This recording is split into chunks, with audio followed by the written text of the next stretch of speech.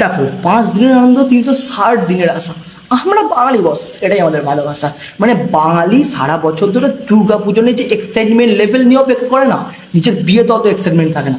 কিন্তু এই এক্সাইটমেন্ট বাঙালির মধ্যেও কিছু বাঙালি থাকে যারা শুধু দুর্গা পুজোয় ঘোরার জন্য এক্সাইটমেন্ট থাকে না।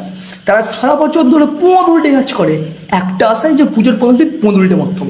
ষষ্ঠী থেকে পোঁদ উল্টে, ষষ্ঠী দিন নাম্বার 1, সপ্তমীতে আইবি, অষ্টমীতে রয়্যাল স্টার, নবমীতে সিগনেচার, দশমীতে মায়ের ভাষায় বাংলা ফাংলা জাপ খেয়ে দে জয় মা, বলে ঘরে চলে যাবো, এরম চিন্তা ভাবনা। কিন্তু আমার কাছে একটা কথা, মনে হচ্ছে তোমরা সারা বছর ধরে মদ উল্টে খাচ্ছো পুজোর জন্যে, তারপরে তুমি পুজোর 5 দিনই মদ খাবে। আর মদ খাচ্ছ খাও, মানে ওটা কি লেভেলের মদ খাও ভাই? রাস্তায় ঘুরতে বেরিয়ে দেবো, রাস্তার ধারে পোঁদ উল্টে পড়ে আছে, পোঁদের লুঙ্গি মাথা, পোঁদা কিছু নেই, পোঁদ থাক। এইরকম করে কে মদ খাই ভাই? মানে মদ তোমরা খাচ্ছ না, মদ তোমাদের খাচ্ছ, আমি বুঝতে পারি না। আরে বাঙালির ইমোশন ভালোবাসা দুর্গাপুজো মানছি, কিন্তু এটা কি ধরনের ভালোবাসা? পুতুলটা মত খাবো বলে নিজেই পুতুলটা পড়ে আছে।